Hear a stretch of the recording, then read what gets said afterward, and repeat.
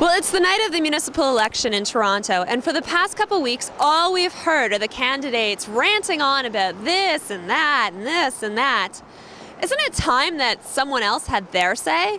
In fact, isn't it time that someone else had their say about whatever they like? Well, tonight we're at the Eaton House, where every Monday night, people get to rant on the topic of their choice. Apropos to the evening, and the political evening, and this being a rant, I suppose I should start low with, say, a dispassionate question, as, say, maybe a pollster might ask. Anyone out there in the crowd, any of you nut jobs actually believe in global warming? What's going on here tonight, Rob? Tonight we have Rants for Rent here at the old Eaton House, and it's a rant competition. People pay $5 to rant, and the winner, voted on by the audience, takes all the money. One of the problems I have with the organized religion is that you have these things like a call of worship or a prayer of approach, where it's this giant fucking prayer that everybody reads the same words to. How is this your personal communication with God? I'm a teacher at the Humber School of Comedy. It began as a teaching exercise, so I wanted them to find that fluidity of thought on stage, which is, for anyone who's ever been on stage, that's a difficult thing. I bought some wheat brownies, and the cool thing about that is you don't stink up the room. So I pretty much buy this off this girl on Queen Street, and she said there's 1 gram of wheat in each brownie, but when you eat a brownie, you don't take one bite because it doesn't feel like you're full. You connect the anger and the complaining with something that they're upset about, and they tend to find flow, which is what I'm after. I mean, your head is a globe, right? You're worried about melting polar ice caps?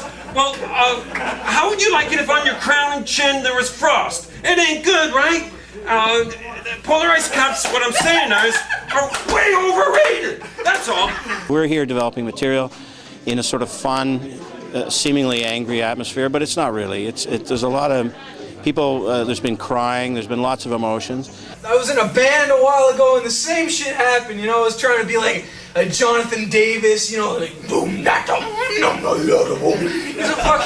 he's a twisted guy, right? And Maynard James Keenan from Tool, right? He's this twisted motherfucker. His dad screwed him and he has all this built up angst. I don't have any fucking angst. I live in the suburbs, I live in a nice house. We just bought a house in Barrie.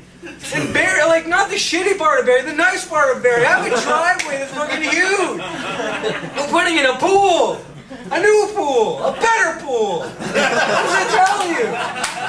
What am I supposed to talk about? Oh, I'm getting a pool. Aww. My parents are so supportive. Do you have to be a comic to be in the contest? No, you just need a few complaints. If you're a bit irritable or suffer from a malaise, whatever that is, or you know, you have just a few irritations in the world. Today's election day, that could be a topic. It's elections coming up, I think. I don't vote, so I don't care, because you can only fucking vote for politicians, and I hate all of them. Most of them are rich too. Is the other thing. It's like a democratic society is supposed to have someone who best represents a common man, but they're always fucking like millionaires and businessmen and shit. It's not a common man. That's a rich man. I make this sound like I came up poor or something. I'm actually from a very upper middle class neighborhood. I used to ride horses. But yo, I understand the evil, is what I'm saying. To me, it's actually, I think ranting is sort of the future of comedy, because it's less about the sort of patronizing Seinfeld, have you ever noticed stuff, and more about how people really feel. My mom's she was a city council for 27 years. She was in the fucking council chamber for 20 fucking hours a day, so that fucking people don't drive through fucking kids on the street and there's fucking stop signs all over this fucking city because they're my fucking mother, okay? Those stop signs represent meals I didn't have. Those stop signs represent things I don't know. Wrong trick for mayor! So when I run for council,